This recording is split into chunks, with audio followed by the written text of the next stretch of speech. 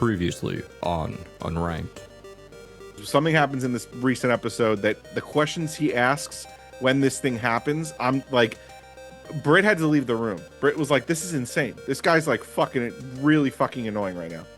And like, it was like, she goes, I never watched this show and this is really fucking annoying.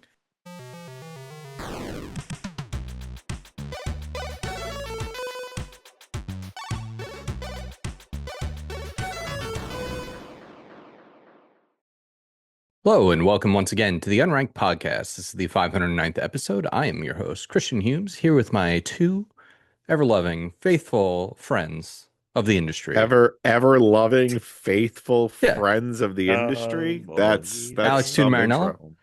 Yeah. And Thomas the Caswell. Hello. Friends of the industry. That would be a good way to describe this podcast instead of like an enthusiast podcast. We're friends of the industry. We have people cycle through, right? We're an enthusiast podcast. No, we're friends of the industry. I mean, you work in the industry, right? I've done work in the but industry. I'm not doing any critical analysis here. Right, that's why we're friends of the industry. Gotcha. Not okay. You see what I'm saying? I'll take it. See what I'm saying? We'll roll with it. I won't argue. I mean, this year alone, we had what? We had Jesse Vitelli on, Liz Mercante, Giovanni Colantonio, right? I mean, look, we've had the GOAT. Big names we've had Lucas Martel on but the podcast. But this is all. You know, I'm not going to get into it. No. We've had friends of the GOAT. industry. We are friends. We are friends of the industry. But to describe this podcast, like it is an enthusiast. Like when those people come on, they're talking through like a way more personal lens than they would tell through like a critical lens. Anyway, right, but that's why I'm saying friends. You see what I'm saying? It's because it's more relationship based.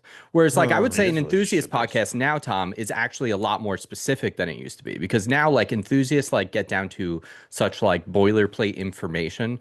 Like everyone is so hyper specific about details, and it's like things that are enthusiasts now, they just copy. They just generally go over one topic, right? They're not broad.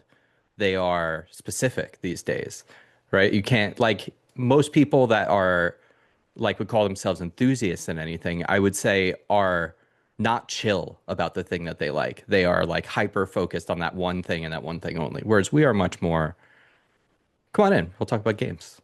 We'll hang out. I mean, we're welcoming for sure. That's for sure. See anyway, well, anyway, it is the 509th oh god episode of the podcast. Yeah. No, it's not. It's not? Yeah, it is. It can't be. Yeah, well, why? Hold on.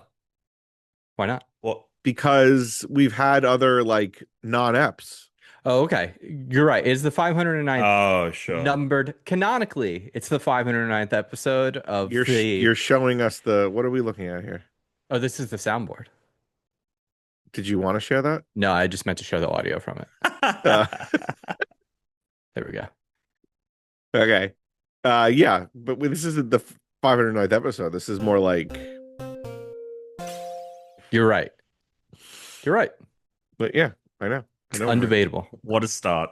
I know I'm right. Do we know anything about this 509th podcast? Like, what are we doing? We have moved on to a new Pokemon. Last week we finished a 3-stage. We always move on to a new Pokemon. We don't stay. So Alex, if you haven't looked at it yet, right? I'm gonna throw my head through a fucking wall. I'm gonna fucking put my head through a fucking wall. You haven't looked at it yet, right, Alex? No, I looked at it. Damn. Sorry. All right. Well, yeah, I got it up. One could guess. Purrloin. Last week was dogs. Purrloin. Cats. Doing Purrloin. cats. Yeah. Purrloin. Purrloin breaks the mold for the cats of Pokemon here, and it's like, a little bit. Yeah, we're not going to be a normal type cat. We're going to do something different here. It looks French. This guy's neck deep in Clair Obscur right now. He's like the cat looks French. Guy who's only ever played Clair Obscur. This looks a little bit French. Yeah, that's what I felt when I heard the Hey Arnold theme tune. I was like, this has got like a jazzy Clair Obscur theme going for it. If you just took the voiceover parts where they're saying Arnold, right, you just made them kind of ghostly and ethereal, sure. like it would work really well. Choir. Or a choir. Yeah, like a remix. Choir version of Hey Arnold theme song. Put it in AI. Yeah, AI, worst thing we've ever done as a species. Absolutely true. Worst thing we've ever done. So Purrloin was seen first in the Pokemon Sunday special preview on September 6, 2010. Oh, Jesus Christ. It was later removed from the same preview. Whoa. Whoa, that's huge. Yeah. It's a devious Pokemon. The devious Pokemon. That's actually what it's known as. It's primarily purple. It's very French. So when it was first introduced, you'd see it on all fours. And its evolution is also quadruped, but it can stand on twos. And after the first generation, they were like, put it standing up. Don't know why. Oh, I think they kind of fucked it up. Because I was looking at the It looks much better when it's sitting. I was gonna say, when they put it on 2 feet. I was gonna say I see because the main image on Bulbapedia is it sitting. I was but if you go to standing, if you go to in animation, go to main series. Look at that standing cat. Stupid. It's really dumb. Standing, it's really stupid. Dumb. Sitting, good. Like it's Pokemon Home. They even have like the 3D version, right? That's in Sword and Shield, and they have the home version right next to each other. What Sitting is it in home doing? looks great. Standing looks like a dope. Dude, this looks terrible. Yeah, standing up, this Pokemon. Like I think this might be worse than the dog. Dumb it's standing. It's kind of wild how much the entire vibe changes. Yeah, because here's the thing.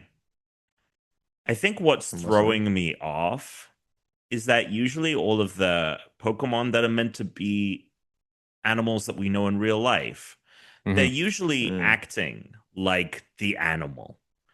Sure. And then in the standing one, it's like it is the cat, but it's like it's ready to attack, like it's ready for a fight, you know? Like it's not acting like a cat. It's almost like a human, like a furry. Yeah. And it's got like a little kid body too. Like it has that like belly and like it's like standing like a child, like a toddler sort of stance. It's dumb when it's standing, but sitting it's great. I don't know why they made that decision.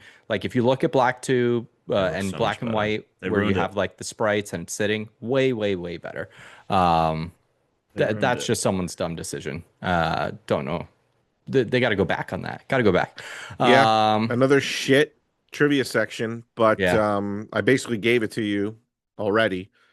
But it appears to be based on a tuxedo cat.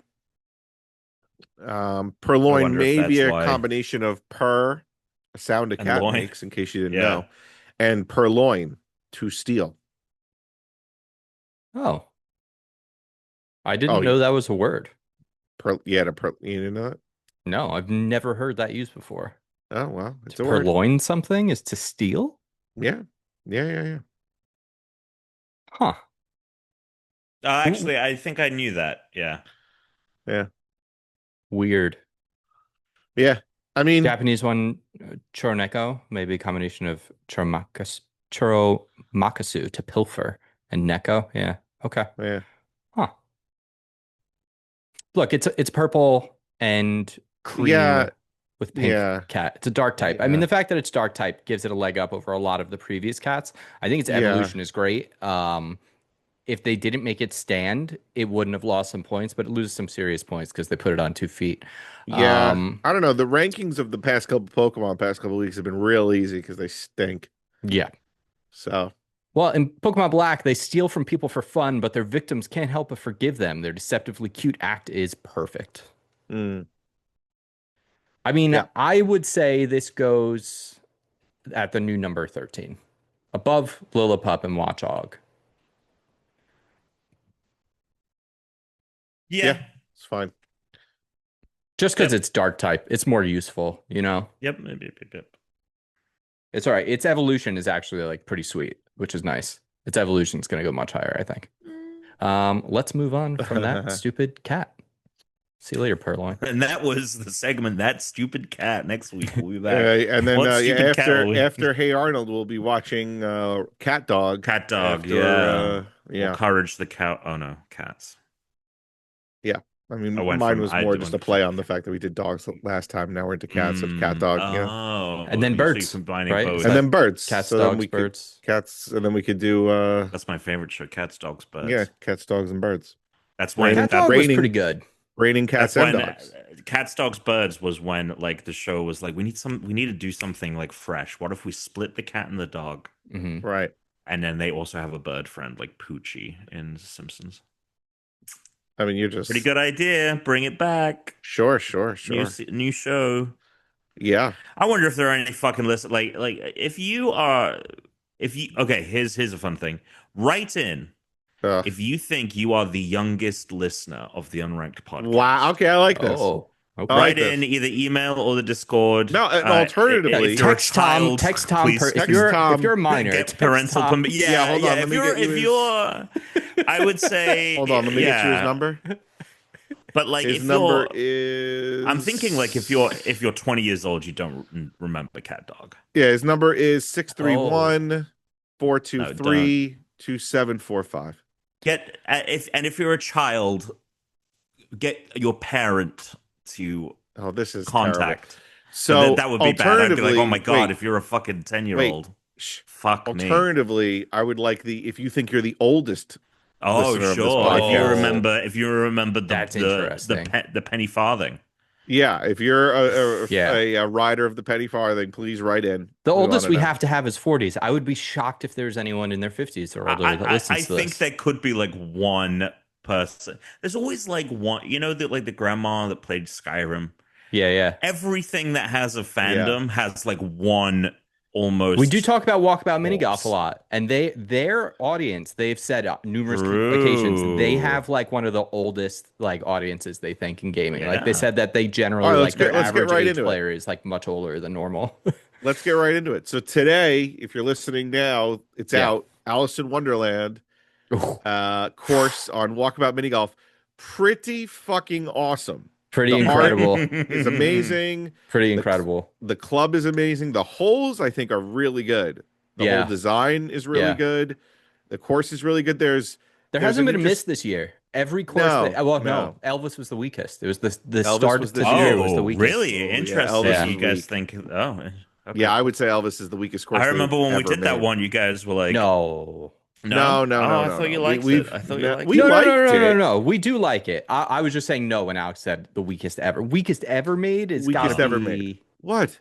Weakest ever DLC. You can't choose Okay, the originals. sure, DLC. Okay. Also, Tom, I don't think there is It's a in a void. bad course That's true. in this game. I just think it's like Elvis is the Oh. only like 7.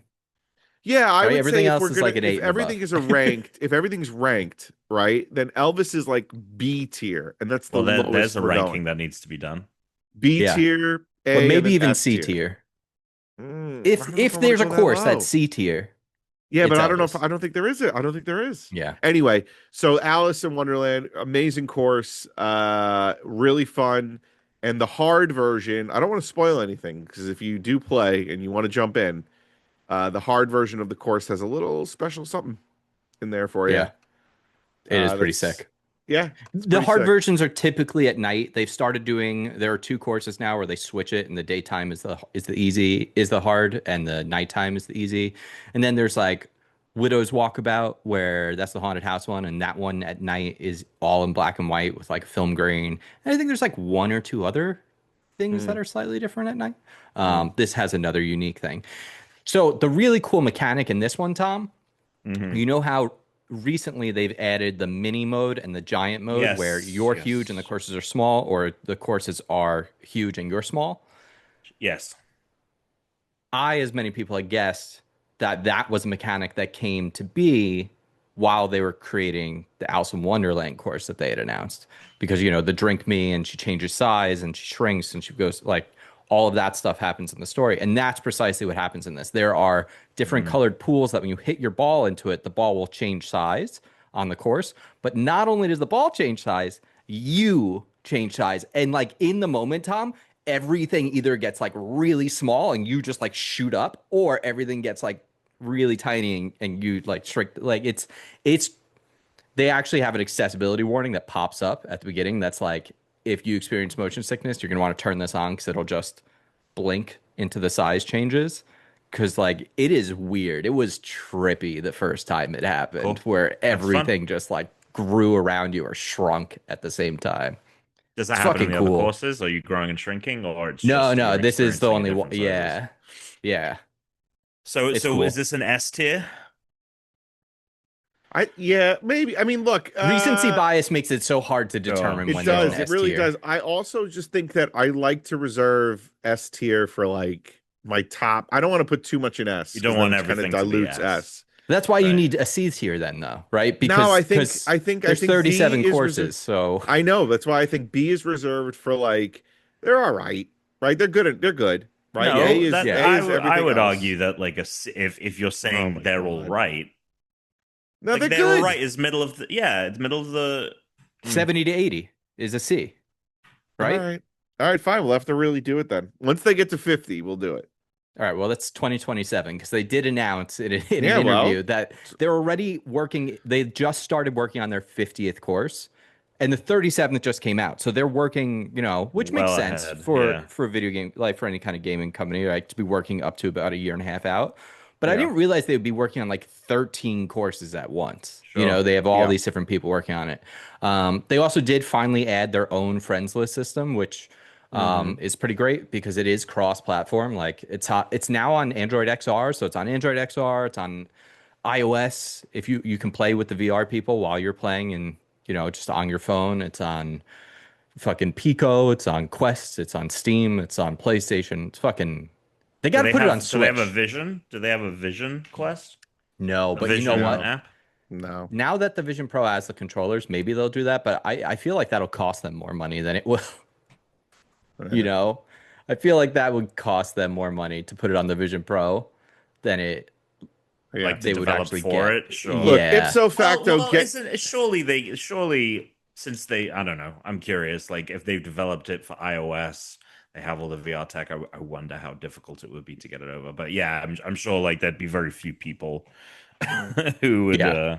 pick it up. They should put the iOS version on Switch because the accelerometer option for swinging or using the Sure. mouse, like that would be really awesome to be able to play with people that mm, can't do or don't have This VR game, and if just they do made a Switch crossplay. version of this game, they would sell so many fucking They would sell a copies. yeah, ton they of would. Yep. Like copies it's if they put it on Switch. crazy. Yeah. And then they'd probably get the eyes of more IP people. Yeah. Get more shit. Big Let's time. do it. Big time. I love Do it. It's great. It's The really, best really game. good. It's the best game ever made. Best game ever made. There is a little bit of disappointing news, Alex. So they put out these graphics, right, which are like roadmaps, and they're very like non-serious roadmaps in comparison to like We need most live disappointing Non-serious. I like service that. games. All right, well, hurry up. Hit me with you can't just tell me there's bad news and go into some So the bullshit. the image that we thought were ball trails, because they don't tell you what like the images they sprinkle throughout these roadmaps Oh, are. there's no They, ball trail. it's not no. The new employee mode unlocks like a hot cold like ball locator radar thing, which at first I think like for us like well what's the point of that? But I What's guess the when point new of that? courses come out, right? We'll have it in the future. Like we can play like Wait, it's a locator for the lost for balls. the lost balls, yeah.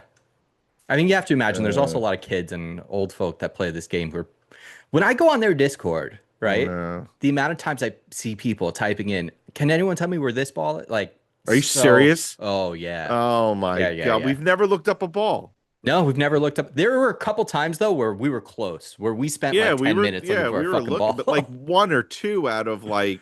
hundreds. Yeah. Yeah. How many are there at this point? It's just So do 37 holy times 18. whoa. 666. There's No, is it really? 666 balls in the game right now. Oh wait, no. That's fucking No. rad. No. Oh, because there's the originals. Yeah.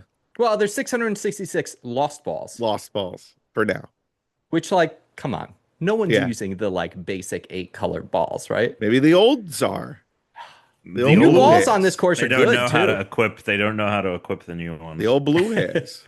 There's like 5 or 6 cosmetics like balls on this one. Oh, the new club.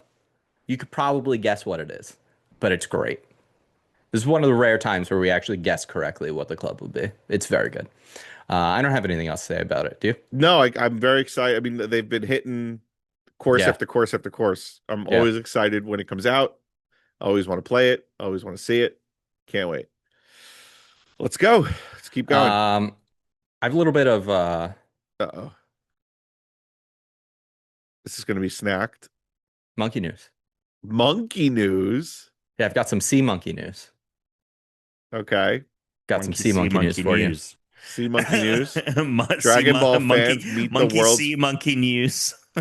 the world's first Super Saiyan fish. Yeah, I saw this on the internet yesterday, and I was like, "Oh, this is perfect for sea monkey news." What the fuck is this?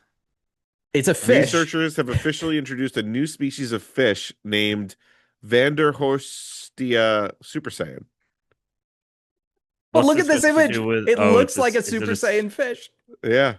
Oh, okay. That's pretty cool. Gotcha. This fish looks like a Super Saiyan. And I was like, it you know what? It goes Super Saiyan. It's perfect, too, for sea monkey That's news cool. because it's a fish, but the Saiyans are apes. Right. So there you go. There's your first ever sea monkey news. So stupid. I do like, though, that someone looked at this and was like, can we name this fish Super Saiyan? Yeah. Because I would like to. Yeah. And they did. It's great. It's fantastic. Should we just jump into Claire Obscure? You got to tell us where you're at in this game so that we know what we can talk about. I mean, look, if you need me to take my headphone out, I'll take my headphone out. But no, I want to save a spoiler conversation for when we all finished it. Okay. Yeah, I agree. I have now unlocked all characters that you can unlock. I've gotten to a major story beat that at the end of Act 1. I imagine I'm probably toward the end of Act 2, if I had to guess. I thought I was like halfway through Act 2, and then Act 2 ended. So I ended like you're probably at the end then if you think that, because I thought I was only like halfway. Unless I missed the screen where it said Act 3. No, but now that's interesting that Chris feels that way, because I felt like I was getting to a point and I was like, surely like Act 3 would begin soon. And then like what Act 3 is and what ends Act 2 was like really surprising to me. But I just feel like by the time I got to where I was like, surely like we're not gonna, this doesn't have Act 2 vibes. Like, why are we still in Act 2? I was very interesting. What happened for me was because I'm not going to say any like thing specific, but like in Act 1, I did a lot of like turning every corner, doing side quests. Like I was going to a lot of the optional locations that you could go to where I could do anything. And then in Act 2, so Act 1 just lasted a really long time. Act 2 went by way faster. And it's probably because I kind of just like went straight through it. I didn't do much side stuff during Act 2. So when I thought I was only halfway through, which I think I messaged the other day, I was like, oh, I probably won't get this game finished. And then just got right through it. Did you, with Act, did you complete, before you finished it, did you complete all the friendship levels? I don't know. How do you know if you've completed all of the friendship it'll levels? tell you once you hit level 7 is the final shit. No, level. I think my highest friendship level was like 3, and I had to drag myself to do that, Tom. Oh, interesting. The relationship stuff is I feel like very integral to how I feel about the game. Yeah, I mean, I did enough of it. I know, you know what? 4 is what I got up to by the end, I think. But I'll still, say there's some important quests behind that. Oh, are there? Oh, that's interesting. Yeah, that's interesting. Okay, well, I'll tell you this. During Act 2, I found a location in which to grind. And the other day, I was sitting there and I was like, I gotta beat this game before Metroid comes out. And I found like what is probably the holy grail of grinding in this game, at least at this point in the game. And I just played this one thing. I do the fight, go to the campfire, pop out, do the fight, go to the campfire. I did that for like an hour and a half and just fucking super leveled my characters, which allowed me to then just mainline the game at that point. I didn't have to do any more side stuff, which like I would have liked to do. But I also know that if I didn't beat this before Metroid came out, I would probably leave this game unfinished.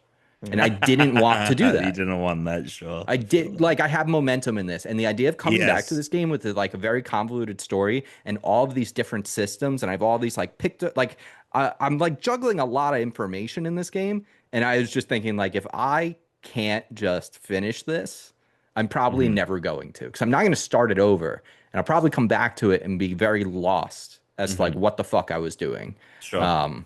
So I gained, I think, like 15 levels. I went from like 30 to 45 and then just kept going.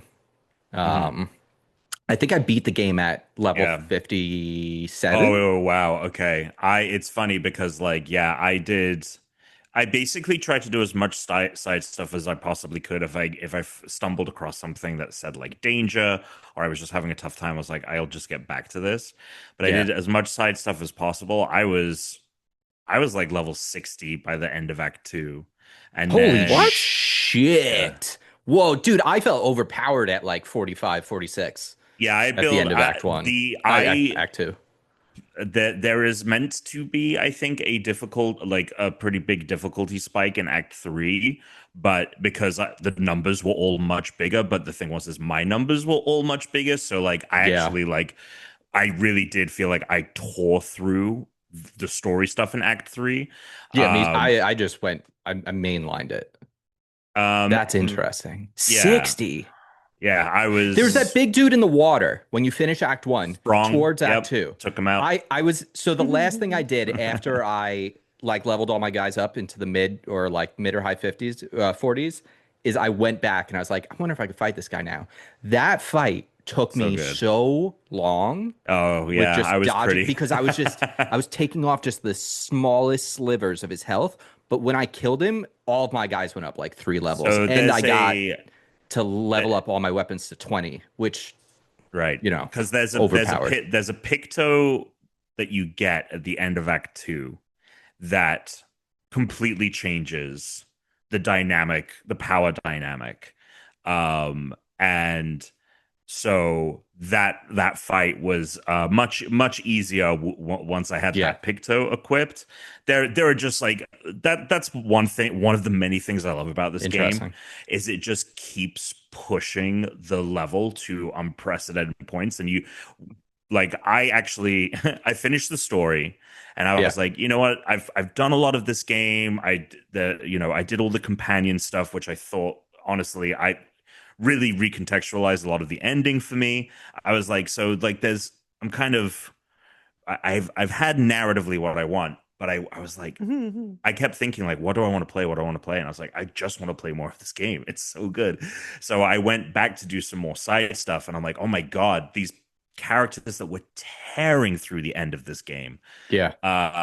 I'm like, I feel like I'm a little bit back to it being more of a tete-a-tete, like, I really got to time my parries. I really got to worry. Like there were enemies in that final act of that game where I was just a little bit going through the motions of each fight. And it was nice because I was like, I kind of want to feel like this power, especially narratively, what happens at the end of Act 2 and everything. You learn a lot more about what is going on and these characters. And so it really felt thematically correct that my characters are going into this final fight like really fucking like able to do godlike shit. Honestly, it feels like some of these like final moves you unlock are so bombastic and they do so many different things. And it feels really fun to build a thing where you have full AP very quickly and you can just kind of I have that now by the end too. Yeah, moves. That shit's good. And yeah, I was surprised though, like jumping back in and doing some more side stuff of like, oh shit, like even from there they can escalate further. So what did you think? I'm surprised you don't ever get map fast travel. Yeah. You get No, I understand. I've beaten the game. I know what you get. But you still don't, like, I feel like at a certain point I should be able to just click on any of the zones I've been to and just fast travel. Yeah, I mean, there's it's really funny because there's a lot of things where I'm like, this game would be better if it had this. Like, this game would be better even if those aren't things I would knock against it. It's just the whole time I was 1000%. I don't really care about the overworld, if I'm being honest. And it's really funny because it does give you like once you beat the story, you are able to all of the stuff you can do with the curator during the game. It now Yeah. just unlocks that ability when you go to one of the flagpoles. So you can Right. upgrade your weapons and upgrade how many luminas you can have and Which, all by of the that. way, I also found annoying that I'm like, oh, I'm in this I've got zone. to go to the I can't curate. upgrade my Yes, I weapon. got to go So to the. like, I got to am I gonna leave. fast travel to Yes. my thing so I Mm-hmm. can walk out of here, Mm-hmm. open a campfire, like Yep. because I Yep. will, and I did, Yes. Yeah. Yes. but I didn't have to. Like, they don't Yes. have to make me do that. Yes. Or just make me like I'm okay with it if it's a base camp thing, but like allow me to go to the base camp outside of the continent. Uh-huh. Yep. And like and and that's the miraculous thing about this game. There's so many things like that that I feel like, oh, I need at the very least a way to keep track of what there is left to do in some of these areas. I got so twist turned around in Yeah. some places. I'm like, I have got I seen lost everything? once. I got There's this lost once place or called the twice. Yellow Harvest that is a labyrinth. It's this Yeah. huge fucking area. And it's just like a labyrinth of like, have I been down this whole way? And I get that they want to keep the presentation minimal, Yeah. but so I'm not saying I necessarily need a mini map. I'm like, I would just like an overworld map. Like, even if I got something Yes. that's the equivalent of the continent map, but for I each of the agree. areas, and I could mentally remember, like, even that would be such a step up. And there's so many things like that. And yet, I feel like this game is a fucking masterpiece at the same time. It is. It is. And there's It's crazy how many improvements there could be. And yet I'm like, but I still find it like in its own right, kind of perfect. But this Anyway. is where I feel like, to me, a 10 out of 10 video game, right? Or even like just Yeah. a masterpiece or an incredible. I don't think a video game needs to be perfectly polished and have every single thing Sure. that you want in it, I right? Like, agree. things can Yes. still be like Walkabout Mini Golf has so many like little busted things in it, but none of that shit map. Like, it just Yeah. got a friends list, right? Like, there's so many little things in that game that like could be better or could, but like none of that matters because And the you know game, the what's core game experience is perfect. and It's you know perfect. what's really fucking funny is they have added stuff. So I was gonna mention this, but you guys have started it post a big update they had. So when the Oh, game first came out, so you know how after you lose a battle, you can immediately hit retry. That Yeah. was that was not in the game when it launched. You had to, Oh, if you shit. lost, you went back to like your latest save and you had to walk back to the battle. Oh, fuck that would have been demoralizing a couple of times because there were some fights Yeah. I lost like I think twice. There were one or two fights I lost twice before I And won them. so it does give me, I mean, granted, I have finished the game now, but they also added more content to the game. Like there Yeah. is more content in the game now, like areas and stuff, than there were when it Interesting. launched. So I wonder if they will just continue to support it, and it will be one of these games, a little bit like Astrobot, a little bit like No Man's Sky, where it is, hey, we just do free updates, and we Yeah. like this game is just going to keep selling. Yeah. And yes, we're working on a new thing on the side. They've already said that they are treating this like Claire Obscure is the series name, and then we're going to get games within the Claire Obscure universe, which, especially once you get to the end of the game, the possibilities for what that means feel endless. Sure. But yeah, I fucking love this game. It's one of these things where, we talk about the rotating top 10. And yeah. not only do I feel like this is in there, I feel like it's going to be one of those games where it's like, you say there's a rotating top 10, but there's always a couple of games that are always in there. And I Sure. feel like that for this. I feel that like everything from presentation, the music, the graphics, the gameplay, the story, the narrative, the way they build some of these levels, like the pacing, it isn't just like these disparate parts that are all very excellent. They all feel like they feed into each other. Like the moves of the characters speak, especially as you learn new things about the story, like, oh, that's why this person does this. That's why this is their ability. The music, I listen to now the theme of the game and like some of the songs I've heard numerous times. And now that I've finished it, I'm like, oh, this takes on a whole new meaning. Yeah. Because I start like hearing like names that I'm like, oh, this is referring to that person. And like they are talking in French, but when I like look up the lyrics, I'm like, oh wow, like the story of this game is really personified in the music, which is awesome. Yeah, I fucking loved it, man. I fucking loved it. I'm And I curious. can't wait. Yeah, go ahead. I'm curious what Alex thinks is coming in this game at this point. Also, like what was the last time? Doing that. Because I will say, I haven't played a turn-based RPG like this in a while. Well, FRPG, I guess. Yeah. But I will like this was good enough where I'm like, the next time there's one of these, like a big, so long as it's under 40 hours, I beat this in I think my time said like 33 or something. So long as it's under 40 hours, a 50, I think. I will absolutely do another. Like I could do another one of these every year. Oh, you know, like I could do every like year. Okay. You know, well, but there are big JRPGs or RPGs like all the time, and I always just skip them. You know, I like the last one I did was Final Fantasy. What was that, 16? And that was pretty awesome. Yeah. But then prior to that, I can't even remember what it was. Like it's been a very long. Like what was Kingdom Hearts like the last JRPG you ever played? Kingdom Hearts 2, Tuna? JRPG I ever played? Or just like turn-based RPG that isn't Pokemon? Maybe. Yeah, maybe. It's possible. Where did Chris go? I don't know. He just walked off frame, and he didn't look urgent or anything like Teresa called him. He just looked like he went for a stroll. See you later. No. Sorry, the Amazon guy was here. It's all good. We've already had so funny 2 different things stolen. So just, oh shit! So now when stuff gets delivered, I've literally like on our ring cam just seen people walk like down and up and then like walk back with like some other people's packages and stuff. So now I'm like, the moment that if I hear the door, like I'm at the door like immediately. Yeah. I have my fucking sound notifications on my phone now because you have to. I mean, so I've seen the paintress sitting there. You know, what do you mean arms the paintress sitting there?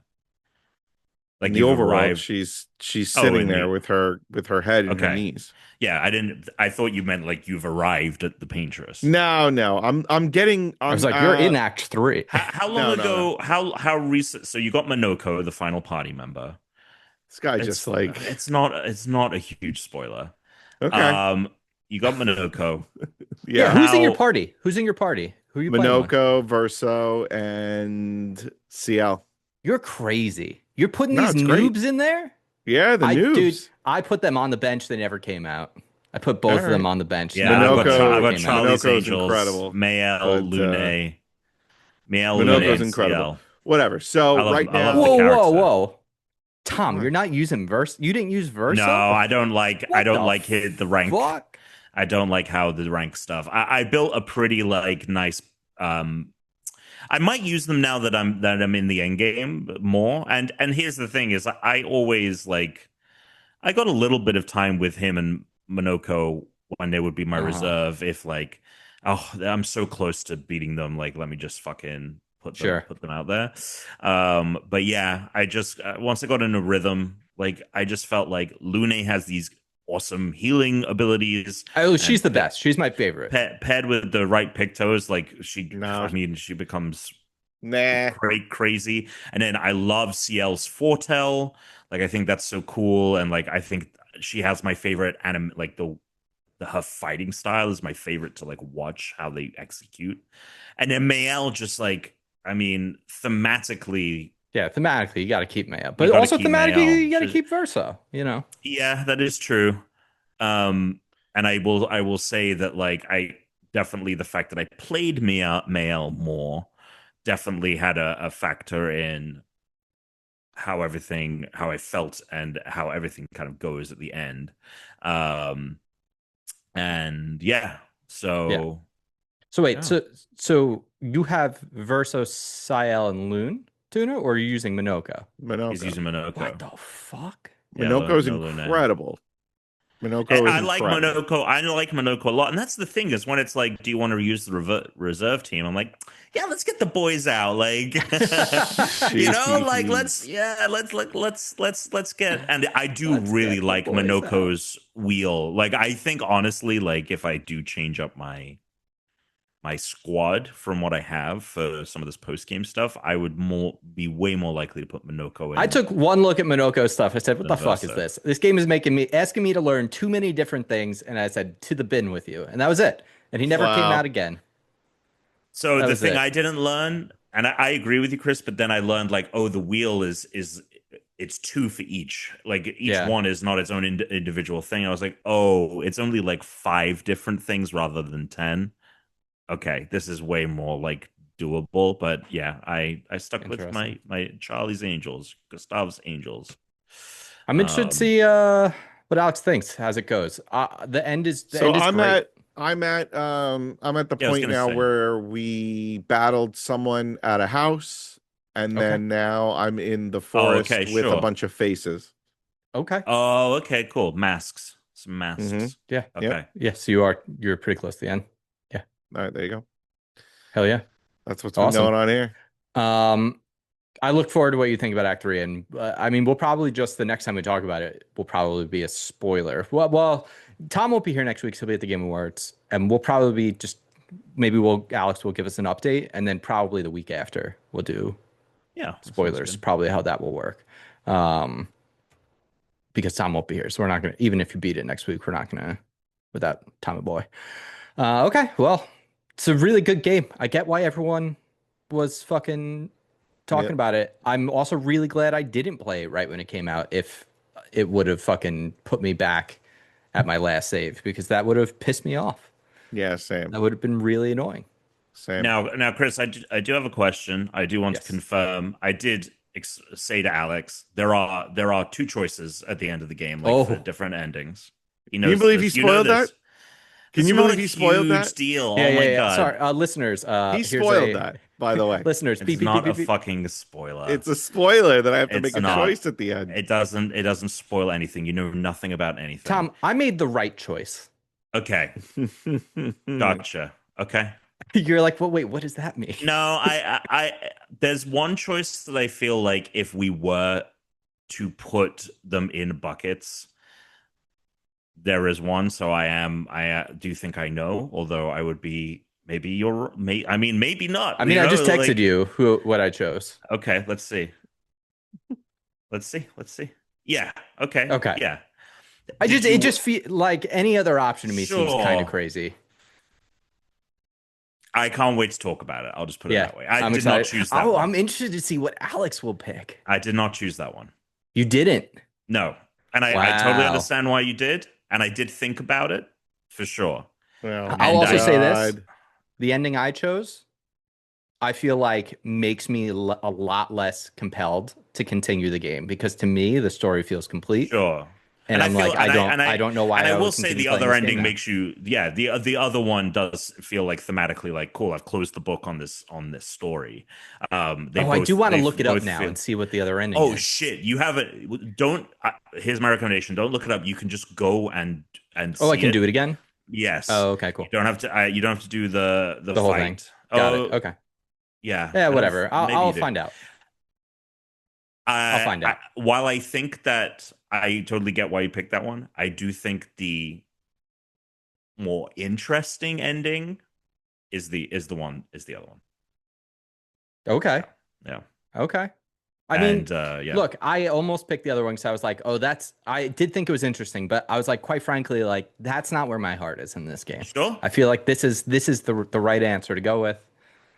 So definitely the game does. The game does a lot at the end to make you feel like to go with the pick that you picked. Like, the game also becomes a lot more cohesive in the last act entirely, because leading up to it, there were a lot of things that I sort of guessed what was going on in this game, and it's hinting, and things that may or may not have been reveals. I was like, okay, yeah, I was kind of right about that, but you don't have any of the context, and once all the context is given to you, the story is really good. But for a while, I would say the whole first act too, there was so much shit in this game, and things are so weird, and that I was just like, I don't know what the fuck's going on. And I especially, don't know what this is. I don't know what that is. I don't even know what half these systems are.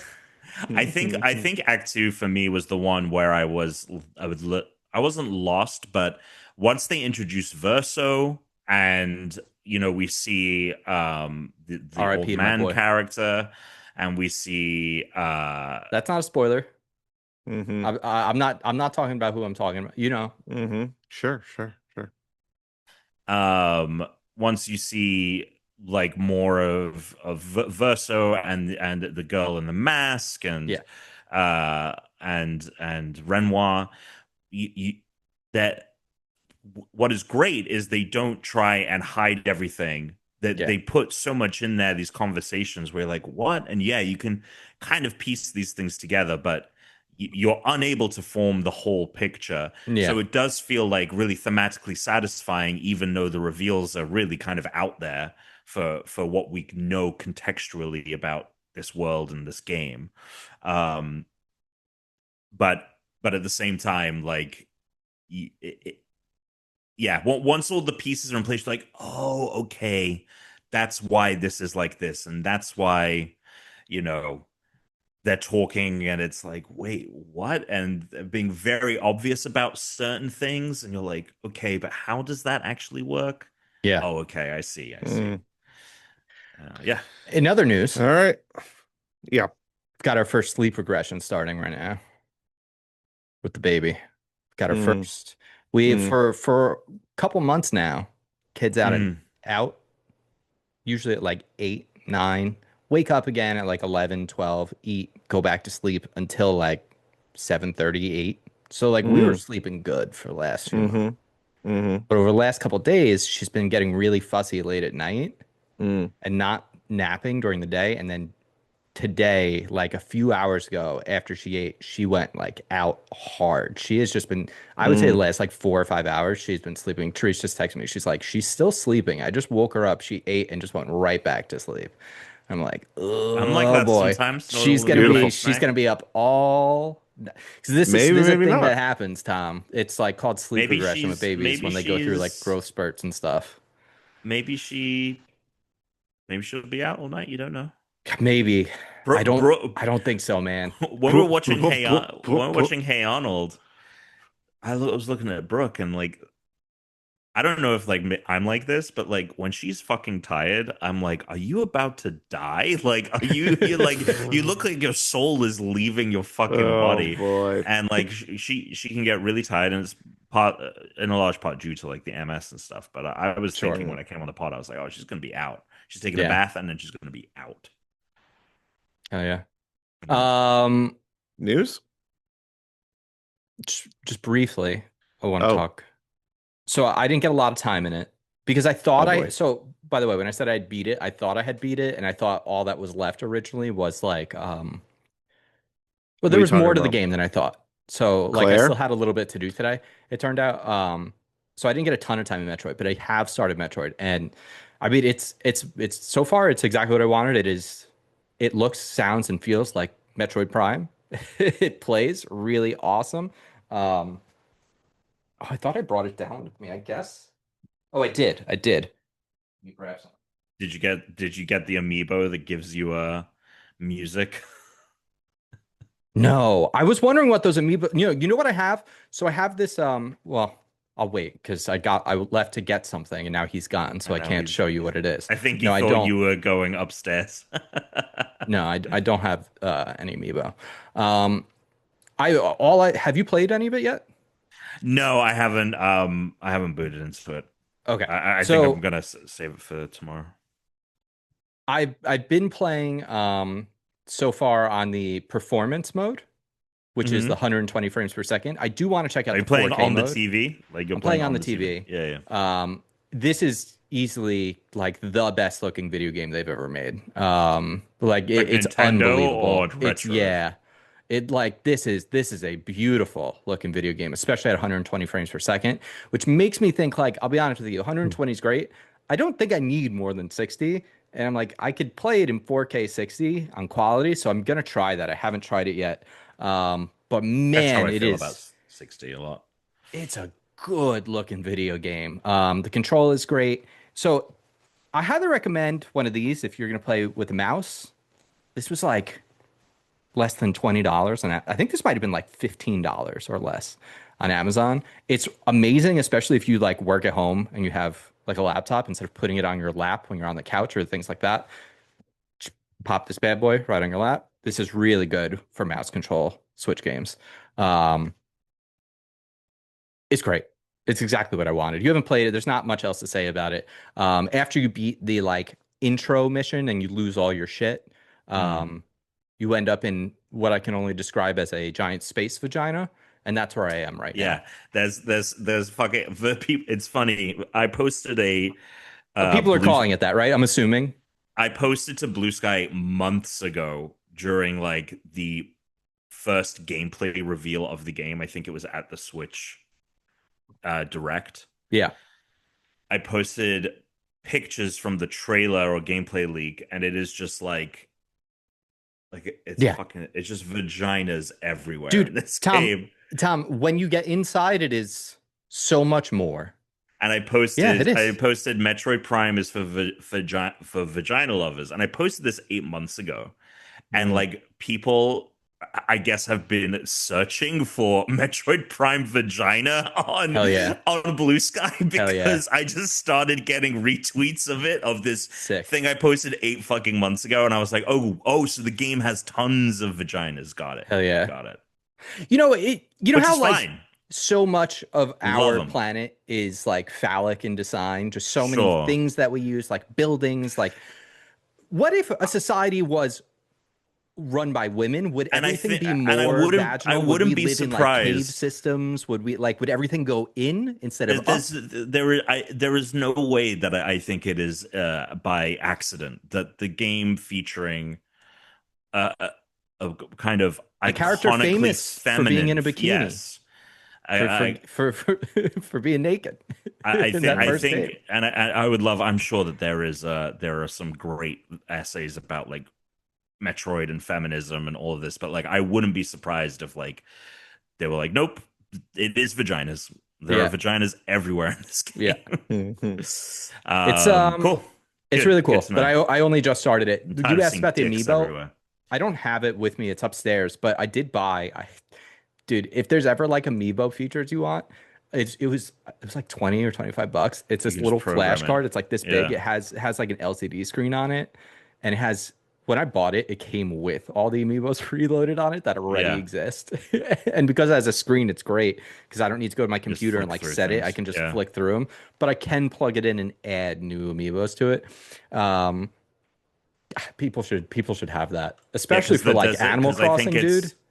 I think it's like in this game, like people are like, when you drive around in the desert, there's no music unless you have the amiibo, and then it unlocks like the music for the desert, and people are like, what the fuck? Weird.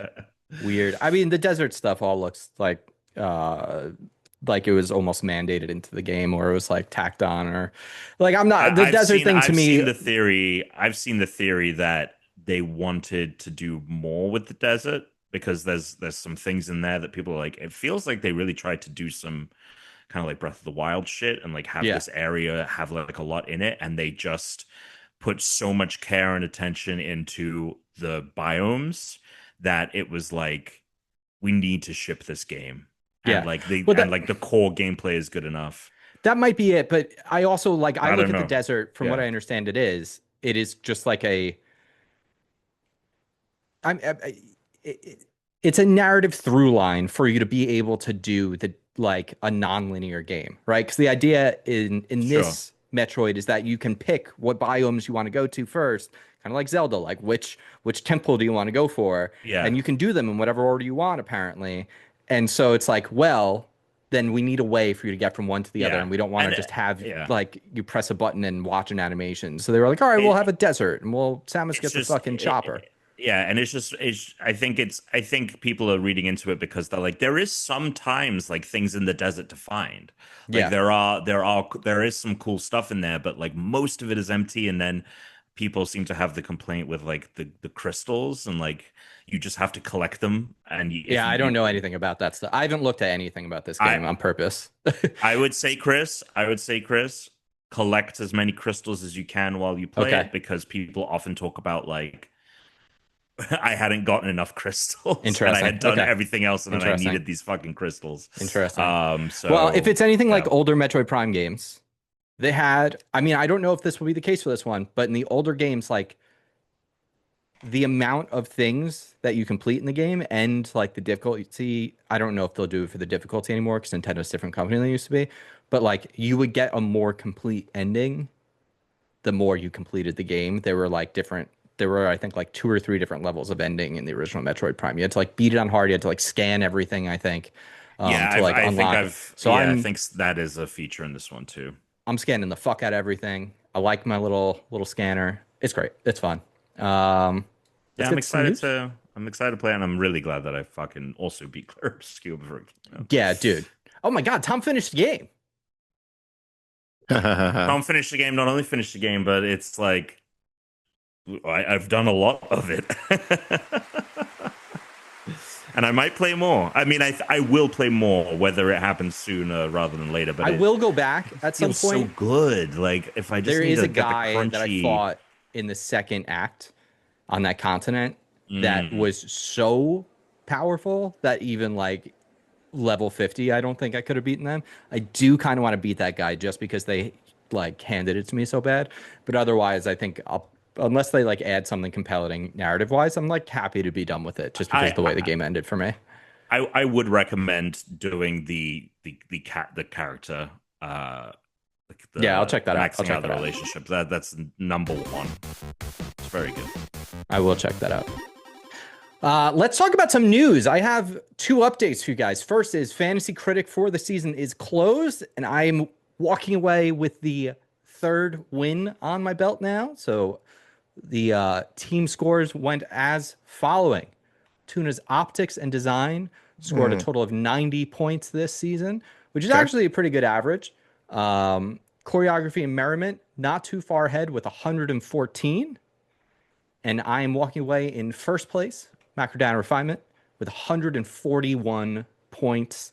I mean, I got lucky. I got 4 games that all did a 90 or above. Yeah, you did really well. Like, yeah, there were only 5 between the 3 of us. There were 5 games that scored a 90 or above. I had 4 of like that was there was no chance to come back from that unless I had like, you know, a couple of games that like absolutely bombed, which I didn't. So this season went away. Now there's a big update to our tribal council season. Dude, I have in the last 2 weeks. Yeah, I've went from the bottom to second place. Wow. Steve was running away with this season in first place. But now the top 4, I would say, are possibly like all have a chance of winning this season. So here's the thing. Going into this week's episode, I still had 6 players in. I had the most out of anyone. Yep. I still had a full like everyone in was still playing, and now I just subbed in for spoilers for this week's episode. Sophie left. I just subbed in Savannah for had you done that sooner, you would have a full thing. You would have, but you have a chance, like, man. I just was like, yeah, surely they are gonna get, like, I don't think Rizzo is gonna go home. Surely they are gonna break this couple up this week. Sure. No. And this episode was such a fucking like it. I was like, oh, there's some good shit happening here. I mean, since the merge, this season has been much stronger. Better. It's been much better. The first this was the best episode. I also think the vote was kind of whatever. Yeah. Yeah. I also kind of figured that Sophie would be going home soon just because she was not featured really in the first couple of episodes of the show. No. And like, I remember seeing her face one time during a challenge and being like, wait, who the fuck is that? Like, I don't even know who the fuck that was. Yeah. So I was like, there's no way. I agree.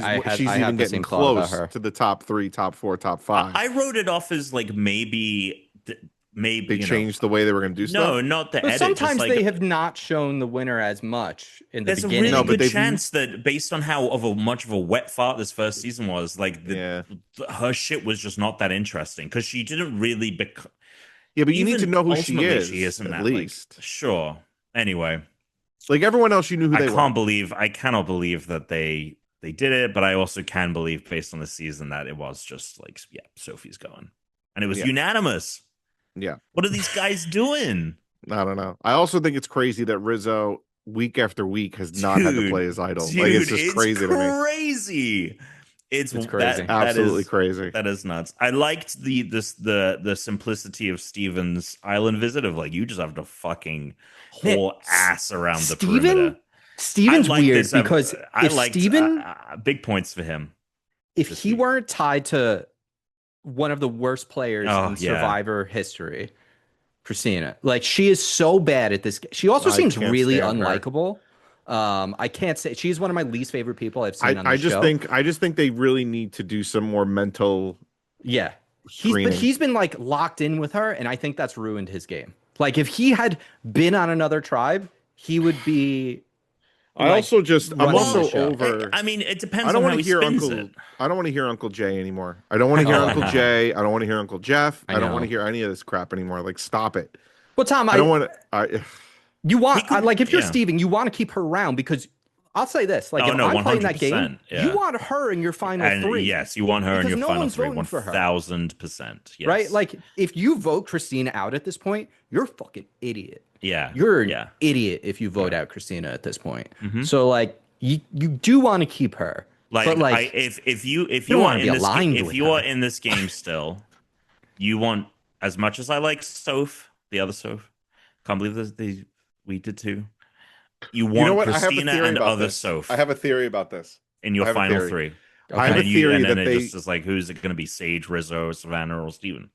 Okay. And I think it might be Sage. Jesus Christ. I have a theory that I wasn't done talking. You just wanted to cut me off. I know, but like we got it. We got what you were saying. So I have a theory. Theory is that they casted so many people with the name starting with the name. It's not casted. S.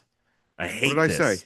You said casted. The past tense of cast is cast. I hate it. All right. People say it all the time now. I didn't mean to say casted. Doing?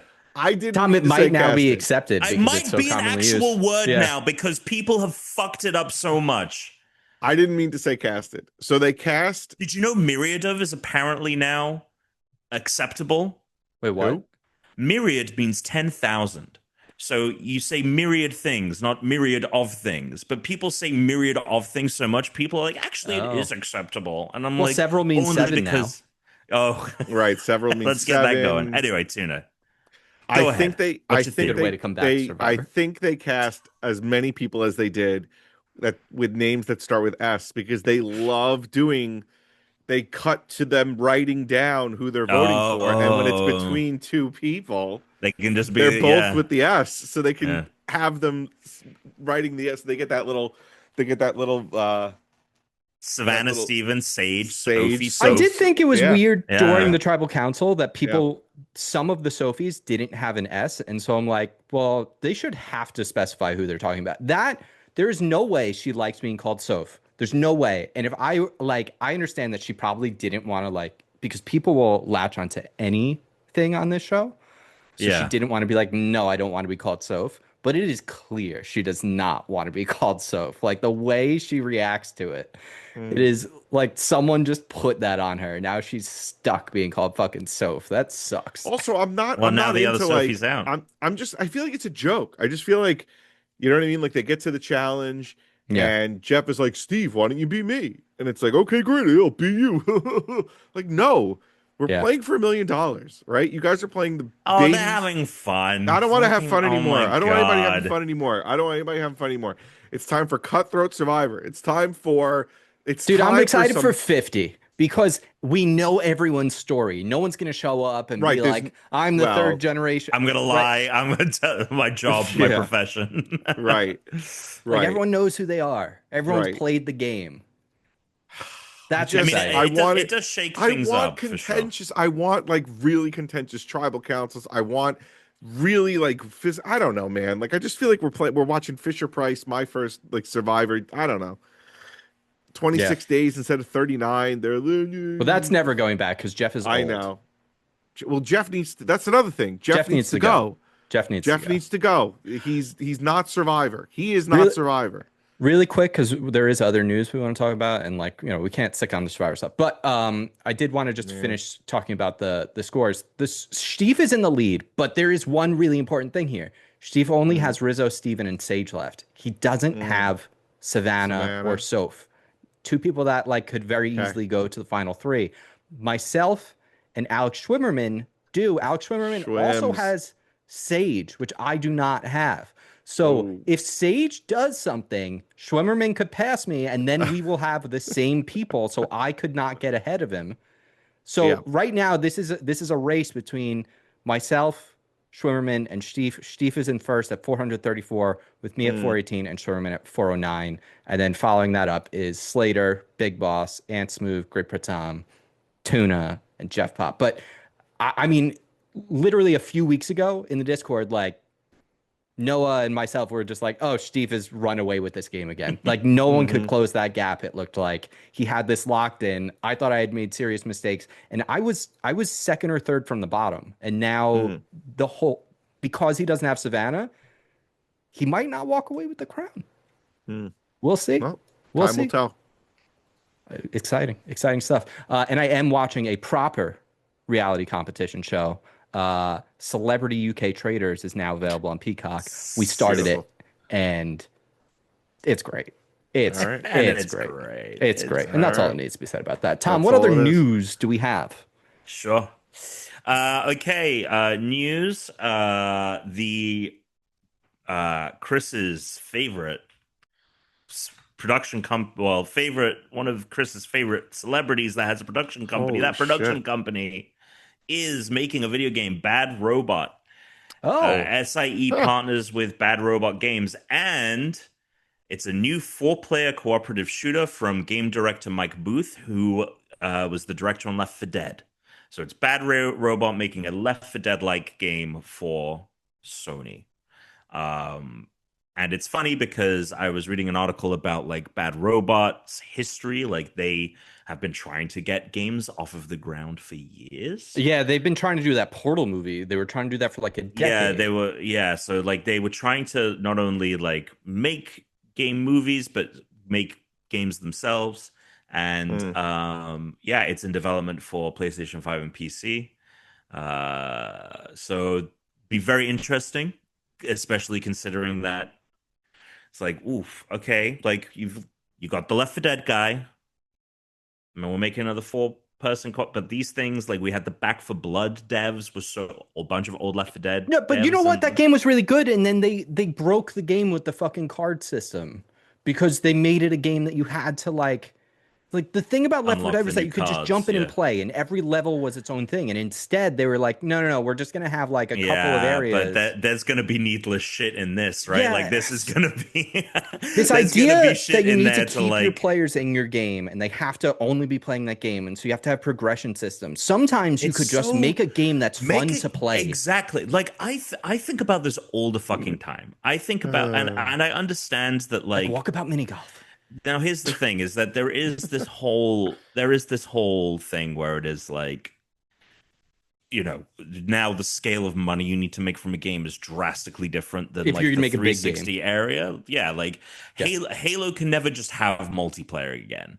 Like and they have Halo Master Chief Collection for that reason of No, like Halo will be lucky if it gets single player, right? Like it's one or the Sure. other, right? Like they're testing the waters right now. They're like, are we going to turn Halo into a sort of like God of War single player shooter experience? Are we going to do that? Because that's what they're doing with this remaster, or Right, sure. and we're going to have the separate multiplayer like Right.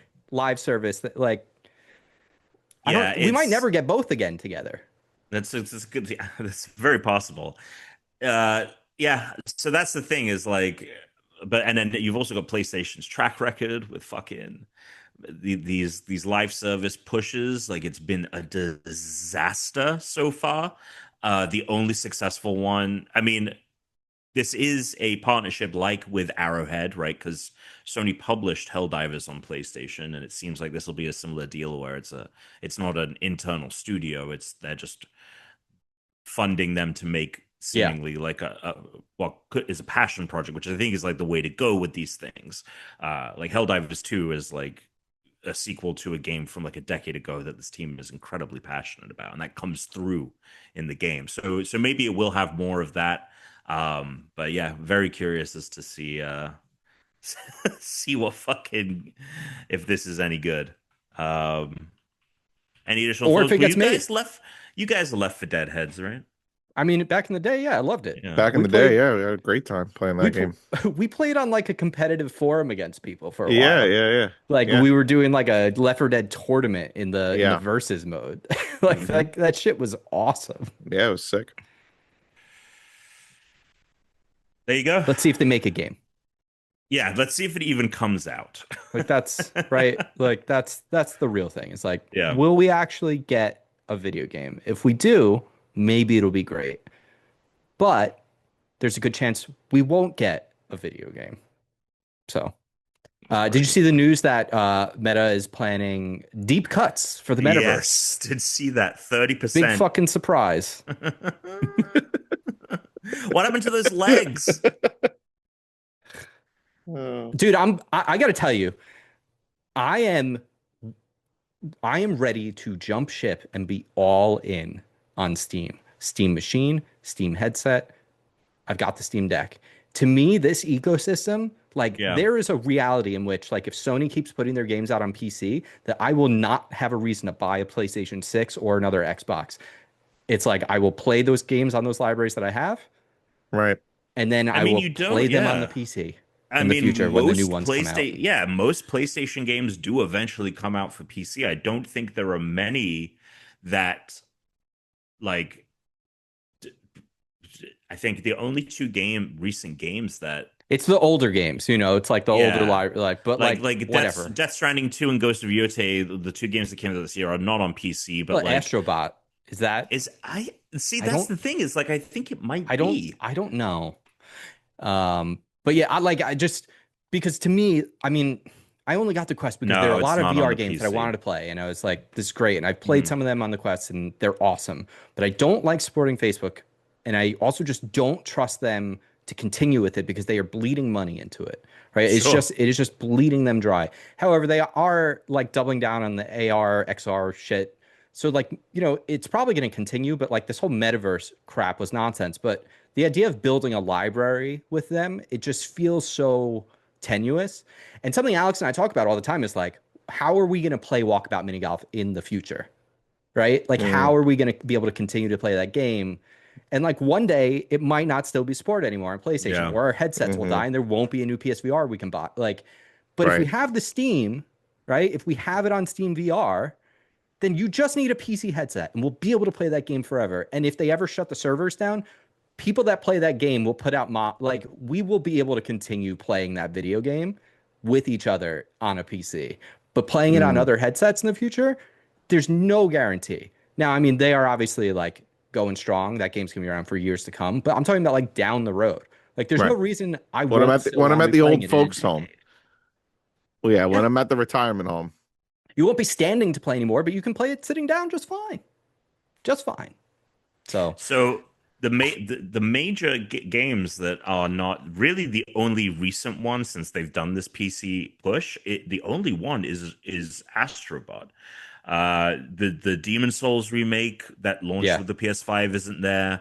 I feel like there's some things that feel like to PlayStation, and that game, I mean, you're literally like building a PlayStation. That's what they say here is like this article's like, it seems unlikely for it to come to.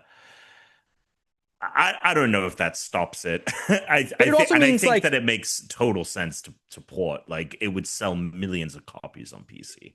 It also means I don't have to get a PlayStation right away. You know, it's like I could just buy another PlayStation in the future if there's enough stuff I want. Like, I'll always be buying a Nintendo console because I will always want Zelda. I will always want Metroid and Smash Brothers. But like, the freedom that like the Steam library kind of represents by being able to put it on like pretty much any kind of PC hardware, even like Mac hardware, anything that's like compatible, or any like Linux, like, man, the way that Xbox has been going, and I see no reason that Sony's not going to eventually become the same garbage at some point or another. It's like this whole Steam thing, I'm in. I'm ready. I'm ready for my Steam future. It is crazy. And the thing is like with Xbox, you know, there is a lot of back compat, but it is crazy with Steam where it's just like, oh, that name I see in my Steam library of a game that I've had in there since when I was in high school, like one of the very first time, you know, when I think like freshman year of college or sophomore year of college, I finally had enough money to like buy enough components to put a PC together. And so I have stuff from now over a decade ago that I know can just run on this. And I have no fear of like it's going to go away. I mean, you know, physical media and all that, but there hasn't really been physical PC games in a long time.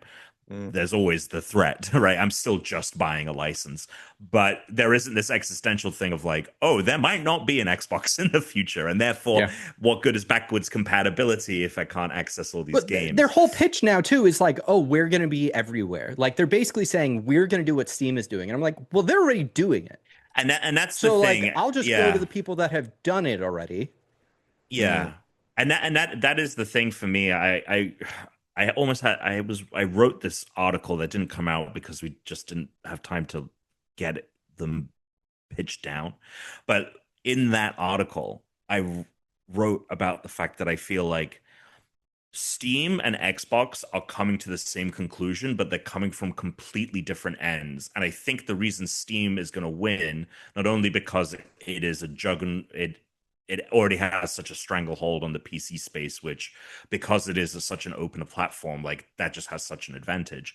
But it's coming to this from a place of refinement. It's already done the experimental shit with the Steam machines in the 2010s and then reiterating on that with the Steam Deck, making a proven concept. And now it's like, now we just need to refine and we just need to make sure that like the games run well, but we're coming at a place of refinement. Whereas Xbox is workshopping.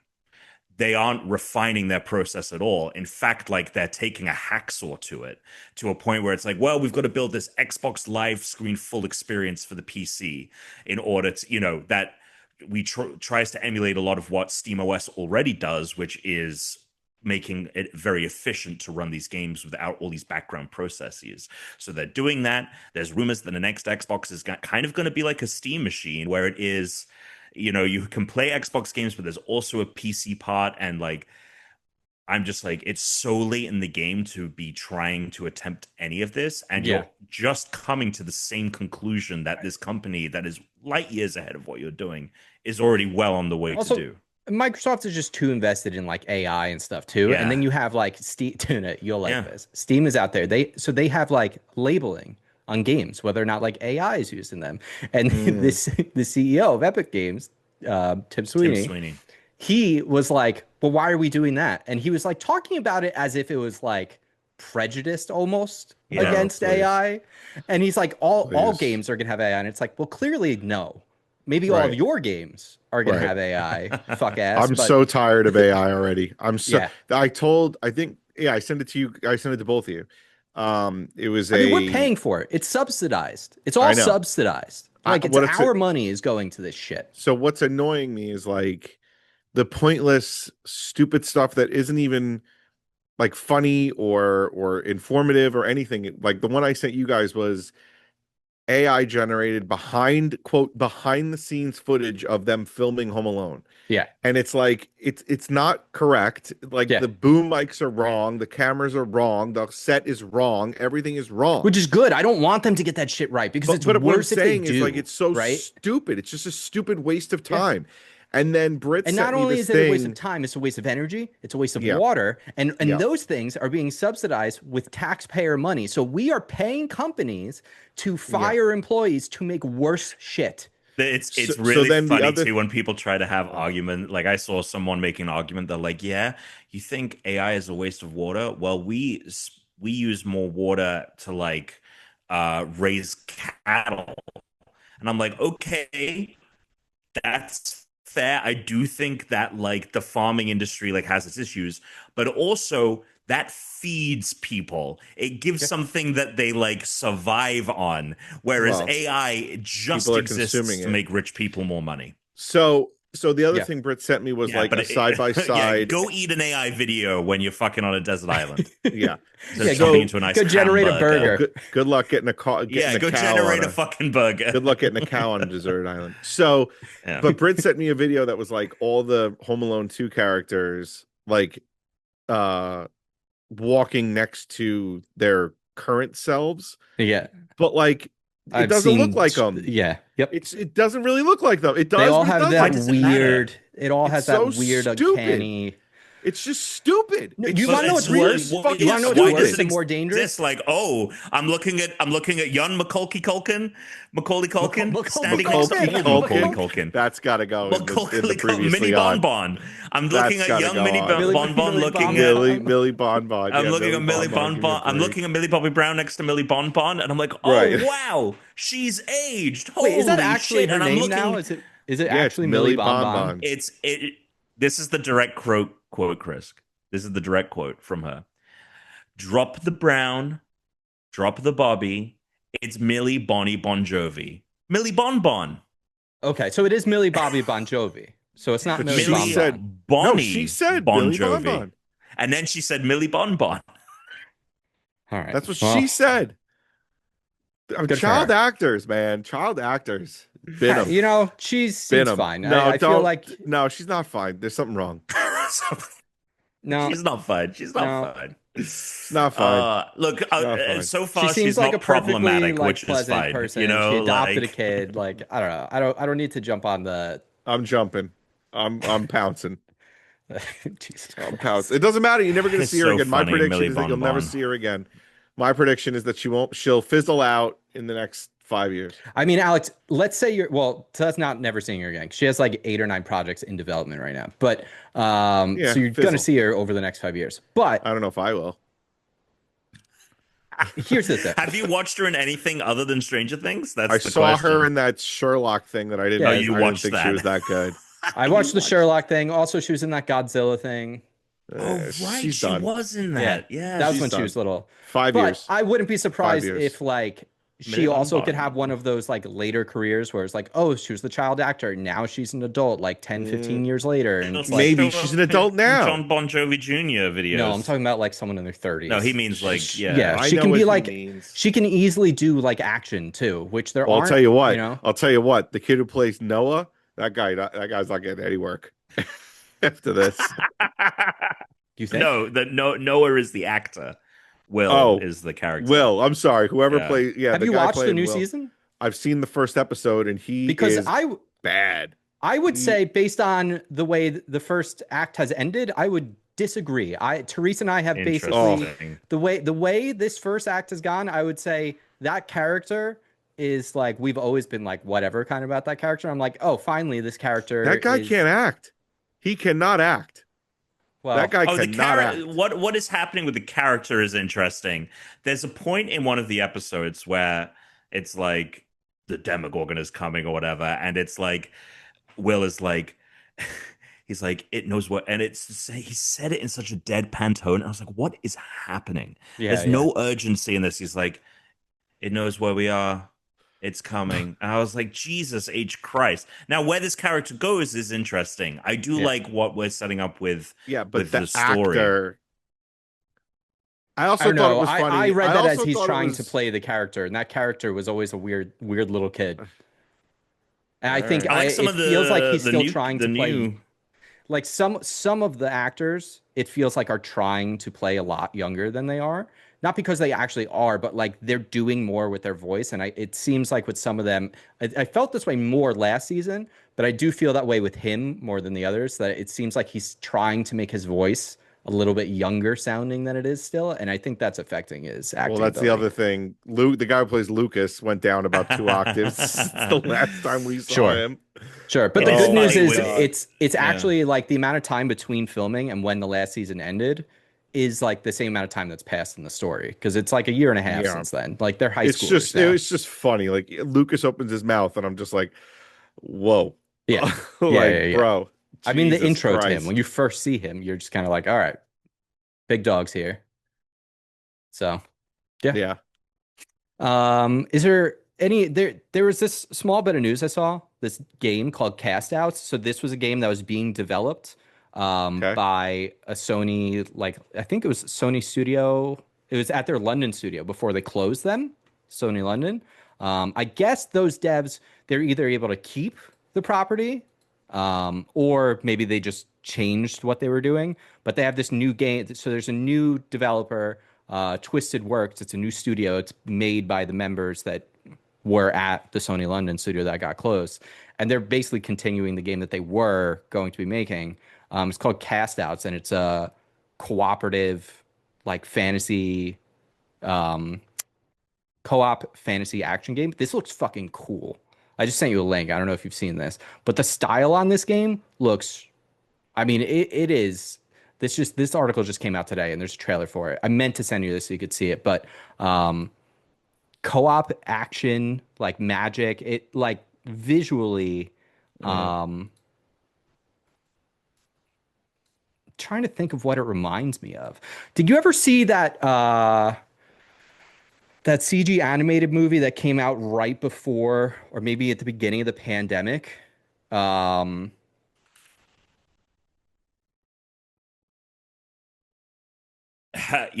did we play that Elemental? You know what this looks like? This looks like a mix of Knockout City, and there was Onward. another.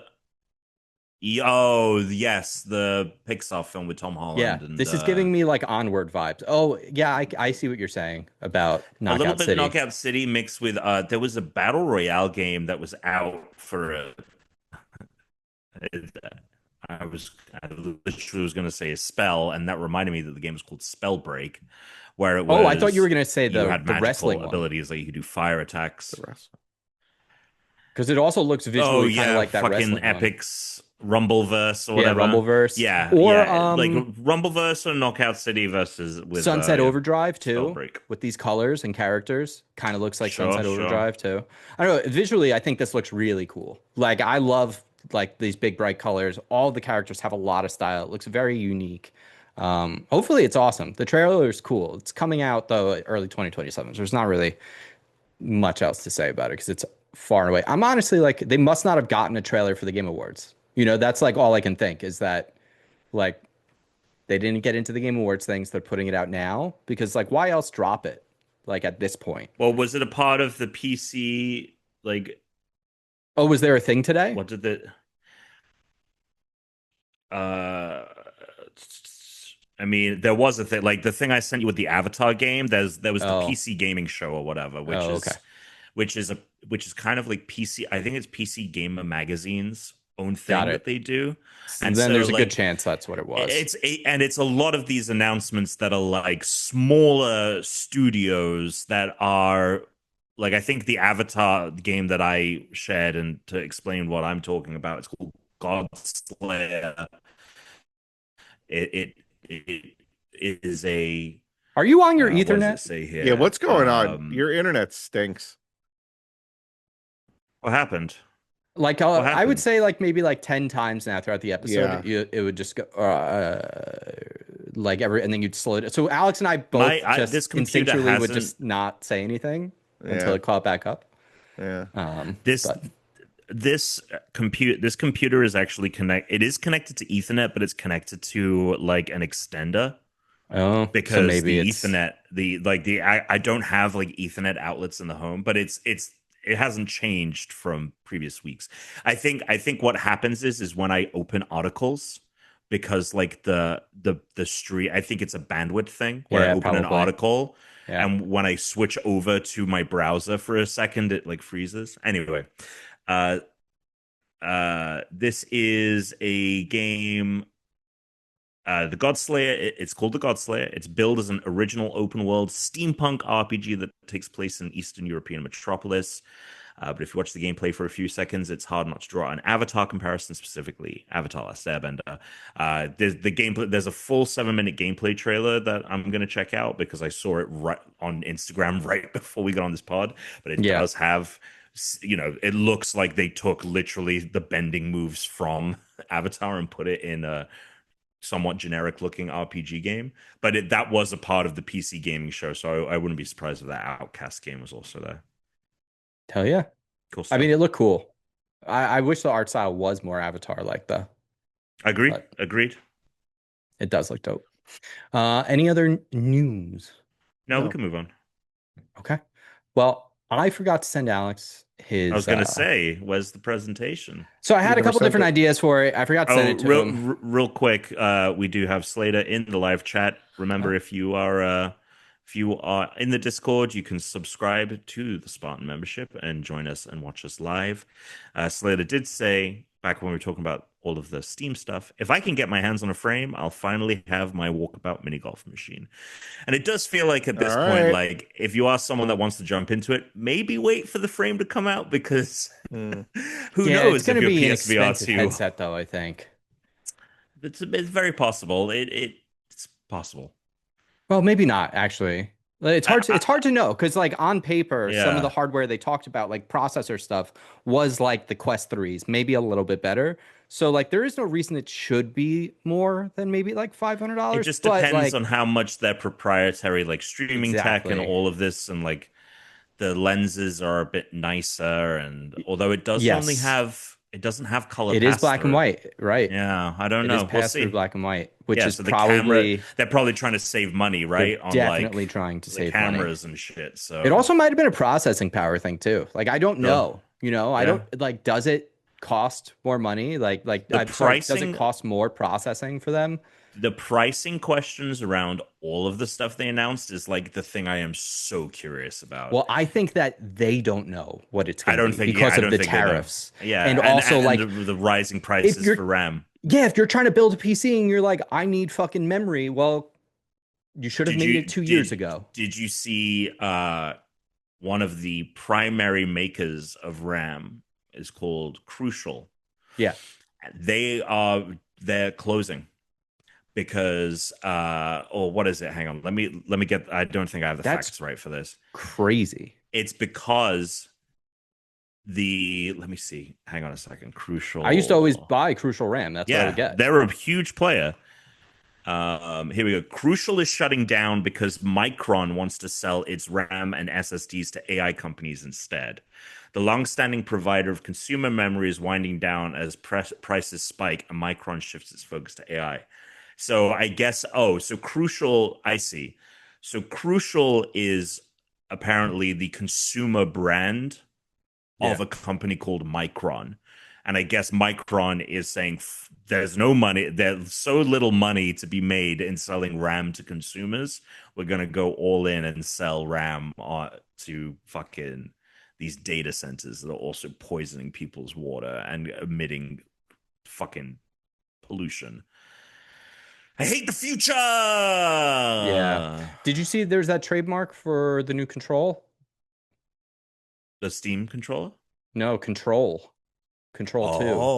Oh, we almost certainly will get something from those fuckers at the Game Awards. Control Resonant was dude, it's just so crazy because I was like, man, I love Claire Obscure. When was the last time I fucking loved a game this much? And then I think about Control and I'm like, yeah, I'm excited for whatever those and guys make next. Alex did both Alan Wake and Control, right? You did both of those now? Oh man, so we'll be able to all play that when that comes out this time. Control Resonant, fuck yeah, let's dude go. I can't wait. Yeah, I think so. Next week we'll Alex and I will do the show while Tom's at the Game Awards, and then obviously I'm gonna go meet Tom up afterwards at the W. Excited for that. Tom, we gotta figure out when you're gonna come so you can see the baby. We're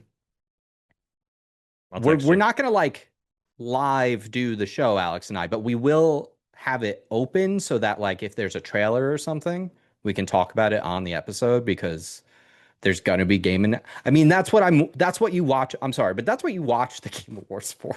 It's for the announcements. Like if there's a game you really like and you're happy the developers win an award, that's great. But like it doesn't matter. None of these things matter. It's all bullshit. But the game announcements. Game announcements are what I'm interested in. That's like, that's the bread and butter of the Game Awards for me, is what is the new thing we're going to see? Will it be another game that like gets announced and then maybe never sees the light of day? Entirely possible. Who knows? Maybe. I wonder if our boy Joseph Fares will be there. Not winning a game this year. He's not up for a Game of the Year, so who knows? Yeah, he might be mad. He might be mad. I deserve the Game of the Year nomination. Can't win them all. Who's Just too many good games, man. Oh no, is Sydney Sweeney in that movie? What They're movie? doing a movie version of I well, they're think doing a you movie might. version of It Takes Two, and they're doing Split Fiction. But I think Sydney Oh Sweeney wow. might be Split Fiction, Hmm. The swing stuff.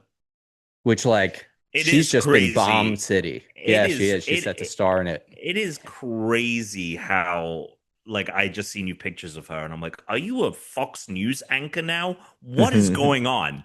Like you are just like, you know what? Yeah, Fuck it. I'm what a weird gonna. time to pivot. It's really bizarre. It's weird, dude. Uh, It's so weird. She's so weird. It's been fun watching her stuff do really bad. And also she's tied to like a live action Gundam, and I'm just like, you know what? We probably just that's won't get that right. movie, and that's fine. That's probably for the best. Live action Although, Gundam has live action Akira written all over it. you know what though? Pacific Rim was great. Like, if Oh, there you is could a do a great you live could action do it. Gundam film for sure. Yeah. And the one they're doing, 8th MS, the character she would be playing is like a space fascist. So like it's not the worst casting, right? You know what I mean? Like It's kind of so like when I see Chris Hemsworth cast as like a piece not Chris Hemsworth, when I see Chris Pratt like cast as a piece of shit.